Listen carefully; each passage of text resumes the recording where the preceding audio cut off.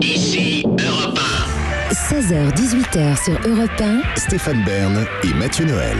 1. Historiquement vôtre. Historiquement Vôtre continue toujours en présence de notre invité exceptionnel Eric Emmanuel Schmitt cet après-midi, Stéphane. Et là, on est dans la phase de l'émission où on remonte aux origines de ce qui fait notre quotidien. Et dans notre quotidien, en tout cas dans le quotidien de David Castello-Lopez, il y a le néon. Oui. Qui a inventé le néon? Nous allons le découvrir.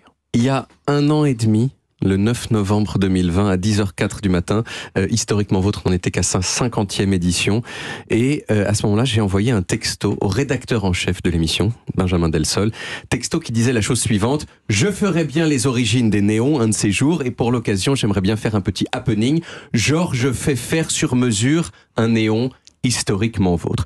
Et Benjamin, avec son très léger accent toulousain hyper charmant, il a dit « Mais grave, c'est une trop bonne idée. Le problème, c'est que faire un néon sur mesure, ça coûte bonbon. Ah oui. On n'a pas le budget, on m'a dit.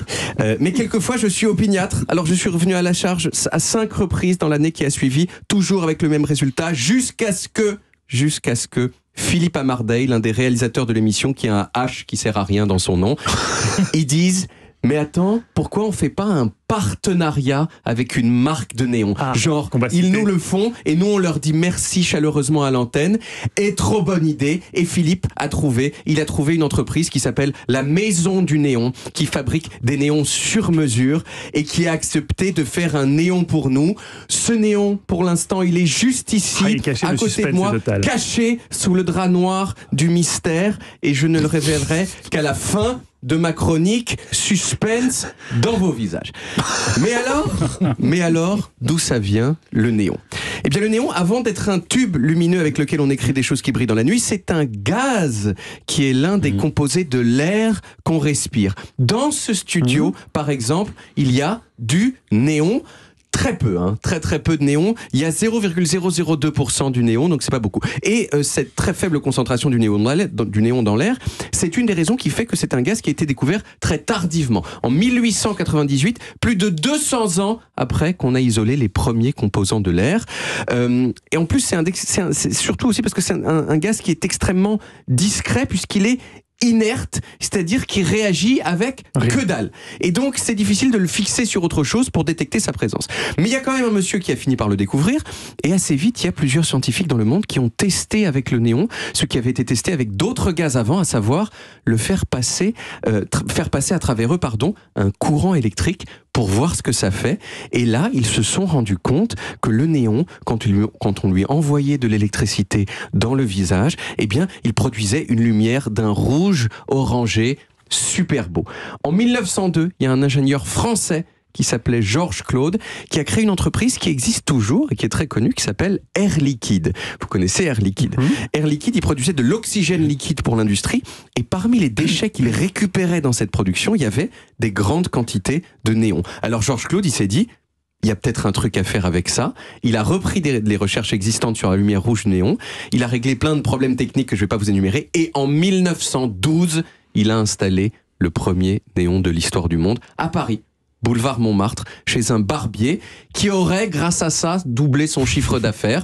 On ne sait pas si c'est vrai ou pas. Ensuite, il a vendu son concept à plein de pays différents, et notamment aux États-Unis. Ces néons, ils coûtaient une fortune, des dizaines de milliers d'euros de l'époque, pour une enseigne de grande taille, mais ça a quand même été un succès immédiat, parce que ça marchait très bien d'un point de vue commercial. Puis il y a eu un effet d'entraînement aussi, c'est-à-dire que si tout le monde commence à mettre des néons et que vous devenez la seule enseigne triste dans la rue, eh ben vous êtes un peu obligé d'en installer aussi. Alors attention, les néons, originellement, comme je l'ai dit, ils étaient rouges, mais très vite, il y a plein d'autres couleurs qui ont été obtenues avec d'autres gaz. L'argon, qui donne une lumière rose pâle, le krypton qui donne... Comme la kryptonite. Exactement, qui donne du verdâtre. C'est pour ça que la kryptonite s'appelle la kryptonite. La vapeur de mercure qui donne du bleu clair, etc. Alors aujourd'hui, les néons, ils sont quand même sacrément moins à la mode qu'ils l'ont été. C'est un côté un petit peu vintage, mais ils sont quand même toujours là, et on pourrait même dire qu'ils vivent une sorte de revival grâce aux néons de nouvelle génération qui ne sont pas techniquement des néons, mais des LED. L'effet est sensiblement le même, et ça coûte souvent un petit peu moins cher.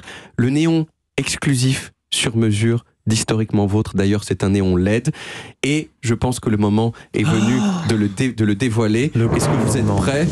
Roulement de tambour. 3. Oh mon Dieu, qu'est-ce qu'il va y avoir écrit? 2, 1, et voilà le néon d'Historiquement Vôtre. Sur mesure. Alors, il faut le décrire, c'est historiquement vôtre écrit en bleu. Exactement. Et il y a une petite couronne sur un accent circonflexe, donc sur le haut de vôtre, et en couronne jaune. Jaune, exactement. C'est bleu et jaune. Merci du fond du cœur à la Maison, du Néon. La Maison du Néon, ils nous l'ont fait maison- gratis. Ils nous l'ont fait, oui, gratis, et puis on leur dit leur nom. C'est un peu comme on a fait un partenariat Mais qu'est-ce qu'ils Europe 1 vont en Top faire Gun. maintenant C'est les Europe 1 Maison du Néon. Ouais. Mais qu'est-ce qu'ils vont en faire maintenant? Ben, on va le garder. Bon, on va bah, le on va garder, le ça va garder, devenir bien un petit sûr, peu le mettre en scène, l'emblème, c'est exactement On va peut-être le mettre devant l'Europe 1. Bah oui. Et vous savez qu'à Bruxelles, le néon est malheureusement associé Ah oui, à quelque chose d'un petit peu ouais, sinistre.